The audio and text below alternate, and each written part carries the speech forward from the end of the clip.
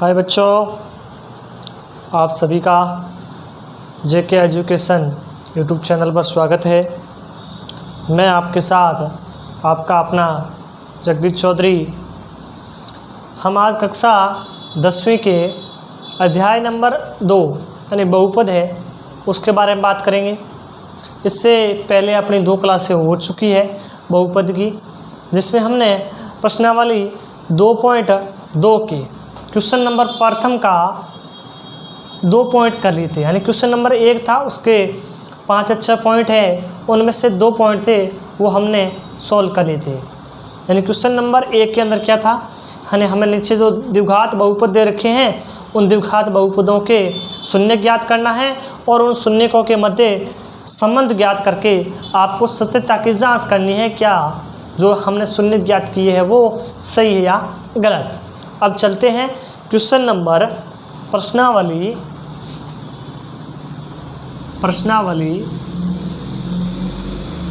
2.2 का question number 1 के point तीसरा। क्वेश्चन नंबर 1 का तीसरा पॉइंट क्या देखते हैं।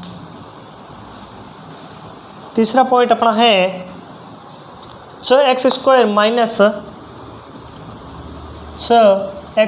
माइनस 3 माइनस के 7x, ये अपना क्वेश्चन है। यानी क्वेश्चन नंबर प्रथम का पॉइंट तीसरा पॉइंट है वो ये है। तो सबसे पहले आपको इस पॉइंट को थोड़ा सा देखने से आपको पता लगता है ये पॉइंट थोड़ा सा टाइप करने में थोड़ी सी टाइप में नहीं, जानबूझकर। ये मत देख लेना किताब वाले ने भूलवश से उसने bx को बाद में ले लिया, ऐसा कुछ नहीं। उसने जानबूझ कर दिया है कि स्टूडेंट बच्चे यहाँ गलती करें। कौन सी गलती? यहाँ ax² के बाद में सीधा ही c दे रखा है और बाद में b दे रखा है, तो ये वाला पद यहाँ आएगा और ये वाला पद यहाँ आएगा। ये अपने आप खुद को थोड़ा सा चेंज करना है। हम चेंज कर देंगे ना, तो इसका हम क्या करेंगे, पहले 6x² माइनस 3 माइनस के 7x, इसको चेंज करोगे तो अपने पास में यहाँ क्या बन जाएगा, यहाँ बन जाएगा ये 7 वाला पहले लिखना है 7x माइनस के 3, ये इतना ही चेंज करना है, बाकी कुछ नहीं करना है। और फिर क्या लिखोगे हम, द्विघात बहुपद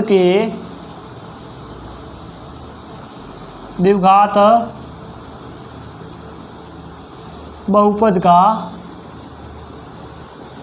व्यापक रूप। हम इसका क्या लिखेंगे, व्यापक रूप क्या होता है अपने पास में, ax² plus bx plus c बराबर 0 से क्या करनी है, हमें तुलना करनी है। क्या करनी है, तुलना करनी है। तुलना करने पर जब हम तुलना करेंगे तो अपने पास में a का मान क्या आ जाएगा, यहाँ a का मान कितना आ जाएगा, 6 आ जाएगा। b का मान क्या आ जाएगा, b का मान माइनस के 7 आ जाएगा। आपको इस समीकरण को इस रूप में करना है। ये हमें थोड़ा सा b बाद में दे रखा है ना, x की फॉर्म बाद में, इसको पहले ले आओ फिर करना, नहीं तो आप गलतियां हो जाएगी। और c का मान कितना दे रखा है, c का मान माइनस का 3 दे रखा है। ये हमने तुलना कर दी। अब हम क्या करेंगे, द्विघात जो बहुपद है उस बहुपद क्या करेंगे, गुणनखंड करेंगे। क्या करेंगे, बहुपद का गुणनखंड करने पर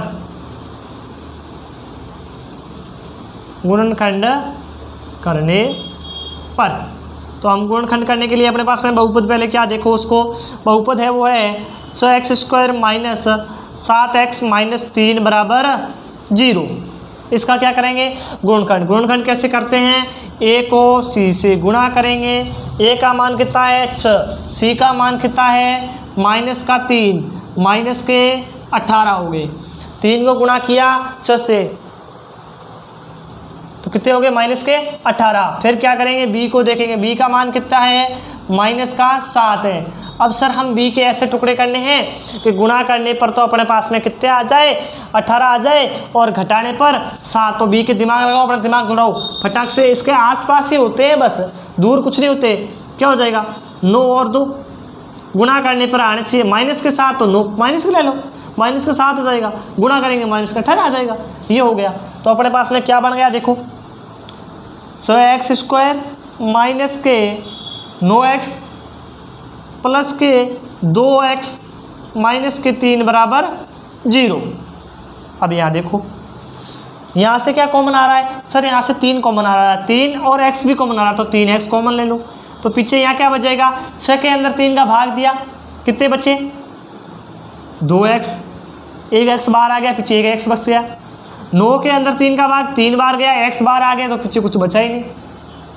फिर यहाँ से माइनस का एक कॉमन लोगे या प्लस का, यहाँ से प्लस का एक कॉमन लेना है, क्योंकि यहाँ पर जो माइनस की फॉर्म बन रही है वहाँ यहीं बढ़ाएंगे। यदि माइनस का लिया तो ये प्लस का हो जाएगा और ये माइनस का हो जाएगा, तो हमें क्या लेना है, प्लस का एक कॉमन लेना है। जब प्लस का एक कॉमन लेंगे तो कुछ भी नहीं रहेगा, वैसा का वैसा ही रहेगा, कोई संशोधित नहीं होगा, कोई फर्क नहीं पड़ेगा।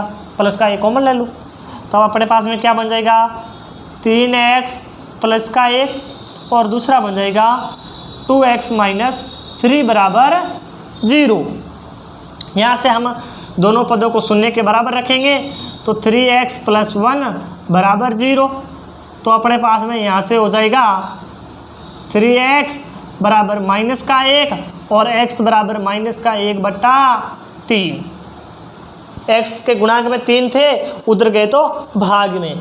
इधर इसका देखो, इसका हो जाएगा 2x माइनस 3 बराबर 0।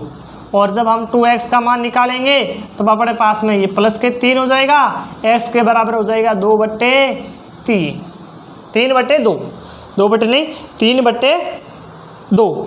ये आ गया x का मान। एक आया माइनस का 1/3, दूसरा आया प्लस का 3/2। ये अपने पास में शून्य के प्राप्त हो गए हैं। इस बहुपद के क्या प्राप्त हो गए, शून्य के प्राप्त हो गए। अब हम इसके क्या करेंगे, सत्यता की जांच करेंगे। हम सत्यता की क्या कर देंगे, जांच करेंगे। तो क्या करेंगे, अतः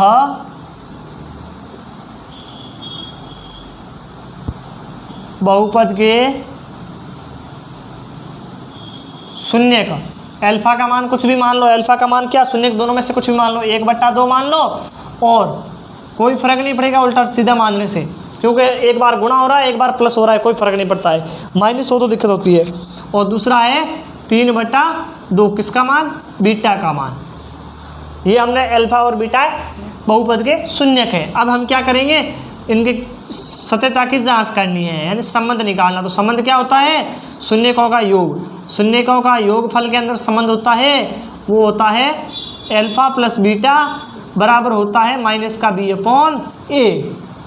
अल्फा का मान सर माइनस का 1/3, तो ये माइनस का 1/3 प्लस करना है बीटा का मान 3/2 बराबर सर किसके होंगे, माइनस का b है और यहाँ माइनस के साथ है, तो ये माइनस का, तो ये माइनस बाहर है, ये माइनस के साथ बाहर है, और a का मान क्या है, 6 है, तो बट्टे के अंदर 6 रख देंगे। तब यहाँ से देखो, यहाँ का निकालो, यहाँ देखो इनका लघुत्तम लो। इनका लघुत्तम क्या आ जाएगा, दोनों का ही लघुत्तम यानी लसप। अपने पास लसप आ जाएगा 6 के अंदर फिर 3 का भाग देंगे, 2 बार गया, 2 को -1 से गुणा करेंगे तो -2। फिर देखो इधर, फिर 2 का भाग 2 इसके अंदर 3 बार, 3 को किससे गुणा करेंगे, 3 से, तो कितने हो गए 9। ये प्लस की जगह प्लस और 9, और इधर क्या बचेंगे, ये माइनस का क्या हो जाएंगे, गुणा, क्या हो जाएगा, प्लस के 7/6। और ये अपने पास में यहाँ से इधर वाला पद कितना आएगा, देखो 9 में से माइनस के 2 गए तो प्लस के 7/6, और ये बराबर वाले 7/6, यानी दोनों साइड बराबर आ रही है ना, 7/6, यानी जो शून्यकों का योगफल तो क्या है, सही है। अब निकालते हैं शून्यकों का गुणनफल, यानी शून्यकों का गुणनफल क्या होता है, अल्फा गुणा बीटा बराबर c/a। अल्फा गुणा बीटा, अल्फा का मान कितना है सर, अल्फा का मान 1/3 है और बीटा का मान 3/2 है। क्या करने हैं, गुणा करने हैं। वो किसके बराबर होंगे, वो होंगे c/a। c का मान -3 है, c का मान -3 और a का मान 6 है। तब ये कट जाएंगे, तो ये तो सीधा ही कट रहा है और ये भी सीधा ही कट रहा है, ये कट के हो जाएंगे -1/2। क्योंकि 3 में 3 का भाग गया एक बार, 6 में गया 2 बार, ये तो इनका मान सीधा ही आ गया। और ये 3 से 3 कट जाएंगे तो ये तो सीधे ही इधर बच गए -1/, और इधर -1/2 आ गया। यानी ये भी क्या है, बराबर है। यानी शून्यकों का योगफल भी बराबर आ रहा है और शून्यकों का गुणनफल भी क्या आ रहा है, बराबर आ रहा है। यानी हमने सत्यता की जांच कर ली, हमने जो 2 शून्यक बहुपद के ज्ञात किए थे वो दोनों शून्य क्या है, सही है। क्या है, सही है। अब आइए चलते हैं इसके पॉइंट नंबर 4 पे। 3 पॉइंट अपने हो गए हैं, इसका चौथा पॉइंट देखिए। चौथा पॉइंट थोड़ा सा अलग है। चौथा पॉइंट और 5वां पॉइंट दो थोड़े से इम्पोर्टेंट है, छठा खुद कर लेंगे क्योंकि थोड़ा सा छठा है वो इसी प्रकार के जैसे हमने किए अभी तक जितने हमने क्वेश्चन किए हैं उसी प्रकार का छठा पॉइंट है। छठे पॉइंट के अंदर आपको पूर्ण फॉर्म दे रखी है, लेकिन तीसरे और चौथे और 5वें के अंदर आपको है, एक में बी गायब है, एक में सी गायब है, थोड़ा सा इसीलिए डाउट होता है। और अभी तक हमने सब किए, इनके अंदर B C A B C तीनों ही मौजूद थे, लेकिन ये 2 अगले वाले पॉइंट है, चौथा और 5वां, वहाँ पर क्या है, बी और सी थोड़े से क्या है, गायब है। तो उनको थोड़ा सा देख लेते हैं, बाकी ये हार्ड नहीं, ये इससे भी आसान है। चौथा पॉइंट देखिए, for you square plus 8u, for you square, ये u है, प्लस 8u, इनका क्या करना है, इनके भी शून्य ज्ञात करने हैं। अब इनकी क्या करेंगे, हम तुलना करेंगे। किससे तुलना करेंगे, व्यापक रूप से। कौन सा व्यापक रूप, बहुपद का। तो चलते हैं, कर लेते हैं। अब कुछ डाउट होगा, सर यहाँ तो 2 पद ही है। अरे 2 पद का भी अभी निकल जाएगा बहुपद की तुलना करने पर। द्विघात बहुपद का व्यापक रूप। व्यापक रूप क्या होता है, ax² plus bx plus c बराबर 0 से क्या करोगे, तुलना करने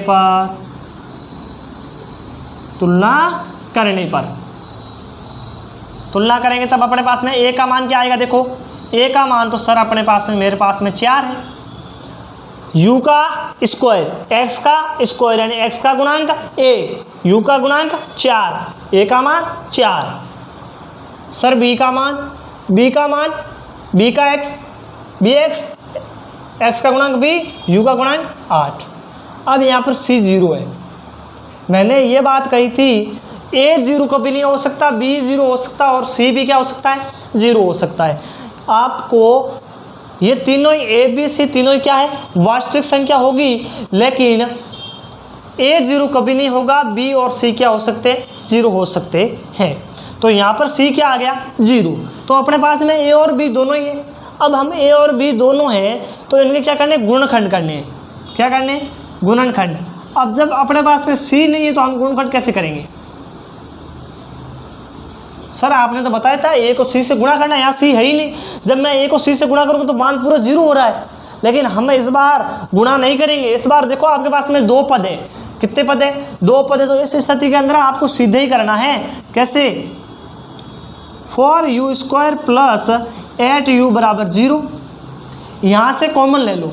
यहाँ से क्या कॉमन आ रहा है सर, यहाँ से आपको 4u कॉमन आ रहा है ना। 4u का इसमें भाग दो, 4u का इसमें भाग दो, तो यहाँ से 4u कॉमन आ गया। तो इसके अंदर कितना बच गया, केवल u। 4 कट गया, u से 1u कट गया, 1u बच्चा, और यहाँ बच जाएगा 2 केवल। यहाँ ये u है, ये 4 + 2 मत कर देना, ये वाला u है, ठीक है ना। u + 2 बराबर 0 आ गया ना। अब u बराबर, ये एक तो 4u बाहर आ गया और दूसरा आ गया है 0। एक हो जाएगा 4u बराबर 0 और दूसरा हो जाएगा u + 2 बराबर 0। तो अपने पास में क्या बन जाएगा, ये वाला 4 उधर जाएगा, 0 हो जाएगा। तो u बराबर क्या आ जाएगा, 0/4। 4 गुणांक में है और ये वाला इधर जाएगा तो -2। ये पूरा मान 0 हो जाएगा, क्योंकि 0 के अंदर किसी संख्या का भाग दो 0 ही आएगा। अब अपने पास में 2 शून्य के प्राप्त हो गए ना, एक u का मान क्या प्राप्त हुआ, 0 हुआ है, और दूसरा u का मान कितना हुआ है, माइनस के सर 2 प्राप्त हुए हैं। यानी अतः बहुपद के शून्यक, अतः बहुपद के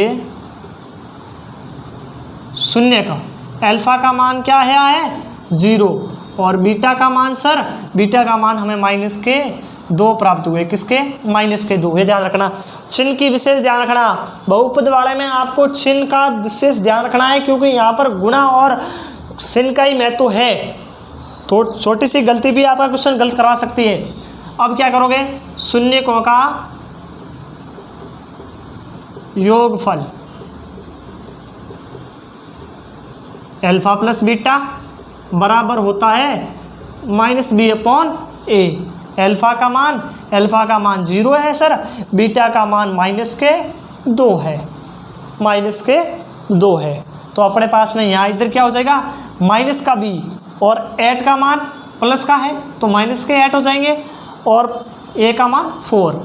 तो ये इधर कुछ जोड़ा नहीं, तो वैसे के वैसे 2 रह गए, और इधर 8 के अंदर 4 का भाग दिया, और माइनस के तो माइनस के 2, यानी लेफ्ट हैंड साइड बराबर क्या आ रही है, राइट हैंड साइड। दाया पक्ष बराबर बाया पक्ष, यानी इसके लिए क्या है, सत्यता है।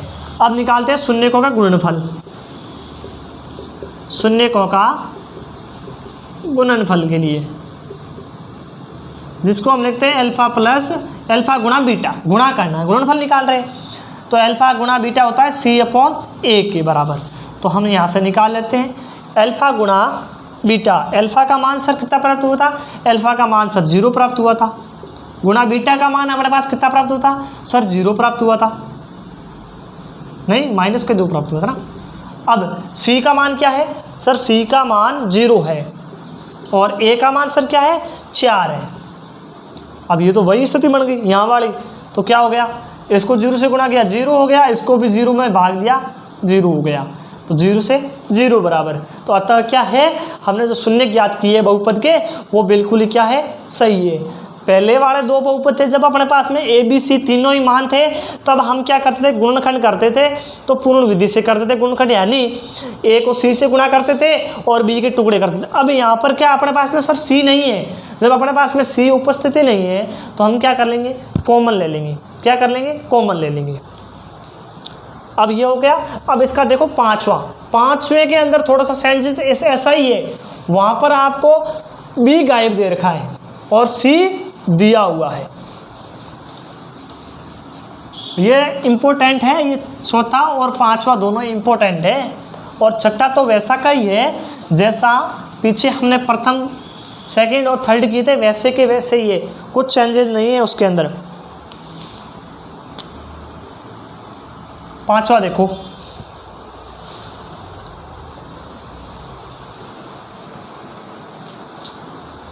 पांचवा है T square minus 15, T square minus 15, इतना ही है बस। इस बहुपद की क्या ज्ञात करना है, शून्य ज्ञात करने हैं। तो हल बहुपद के शून्य ज्ञात करने, तो क्या लिखेंगे, द्विघात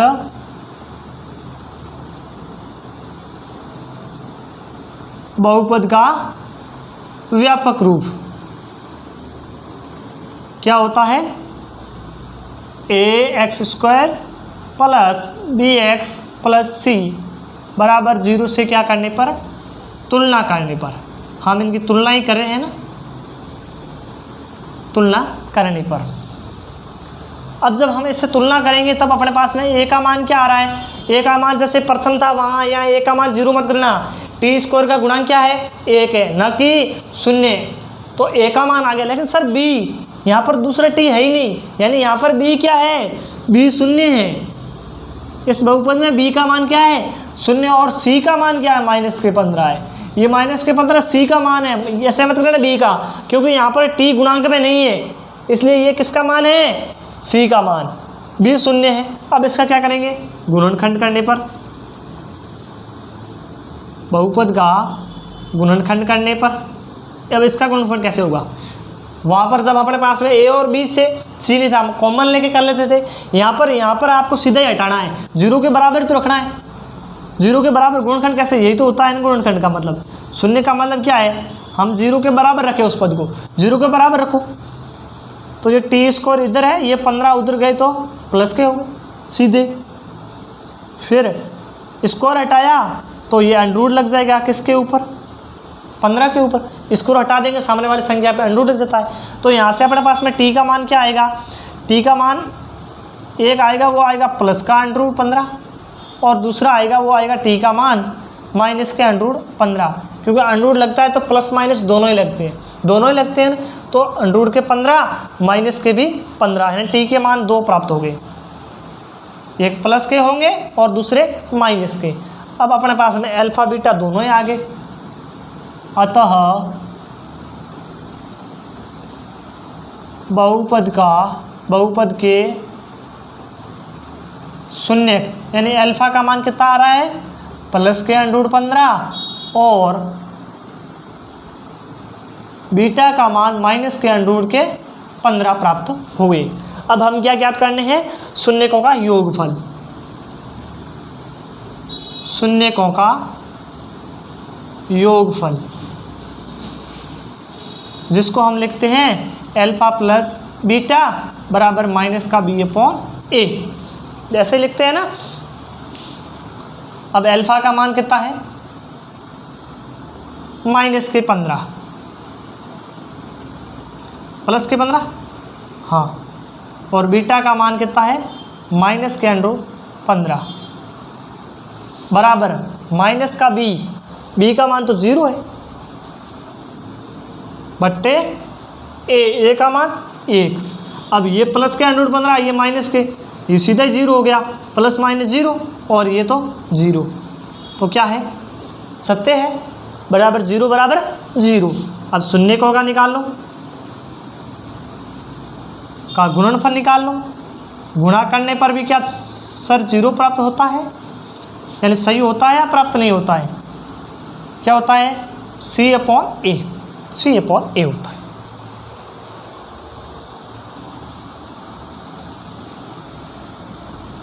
यहाँ देखो, अब गुणा करना है अल्फा गुणा बीटा। अल्फा का मान क्या है, प्लस के अंडरूट 15 गुणा है माइनस के अंडरूट 15 बराबर सी का मान माइनस के 15 और ए का मान 1 है ना, बी 0 है। यहाँ देखो अंडरूट 15 अंडरूट 15 को अंडरूट 15 से गुणा करते हैं, अंडरूट हट जाता है। अंडरूट वाली संख्या को अंडरूट वाली संख्या से गुणा करोगे, कब हटता है अंडरूट, जब अंडरूट के अंदर जो संख्या है वो समान होनी चाहिए, 3 3 हो, 4 4 हो, या कोई भी संख्या हो, 25 25 हो, 10 10 हो, 7 7 हो, तो 15 15 क्या हो जाएगा, ये अंडरूट 15 हो जाए, अंडरूट हट जाएगा इससे। और ये एक प्लस की एक माइनस की, इसलिए क्या आ जाएगी, माइनस प्लस माइनस, ये माइनस के 15 आ जाएंगे, और माइनस के 15 में एक का भाग दिया, माइनस के 15, तो क्या हो गया, माइनस के 15 बराबर माइनस के 15, यानी ये वाला पद भी बराबर है और ये वाला पद भी बराबर है। यानी हमने जो द्विघात बहुपद थे उसके शून्य ज्ञात किए थे, वो शून्य क्या है, सही है, वो शून्य क्या है, सही है। अब हम इसका जो छठा पॉइंट है, क्वेश्चन नंबर प्रथम का जो अंतिम पॉइंट है, वो खुद कर सकते हो। वहाँ क्या है, 3x² माइनस x माइनस 4, वहाँ b का मान क्या है, -1 है, वहाँ b का मान क्या है, -1 है, 0 मत कर देना। x का मान, a का मान क्या 3 है और c का मान -4 है। तो गुणनखंड विधि से करना है आपको, हल कर सकते हो, यदि नहीं हो तो कमेंट में ज़रूर बता देना। नेक्स्ट क्लास नेक्स्ट डे, और नेक्स्ट क्लास के अंदर हम क्वेश्चन नंबर 2 से शुरू करेंगे, इसी यूनिट का यानी प्रश्नावली 2.2 का दूसरा क्वेश्चन शुरू करेंगे। Thank you.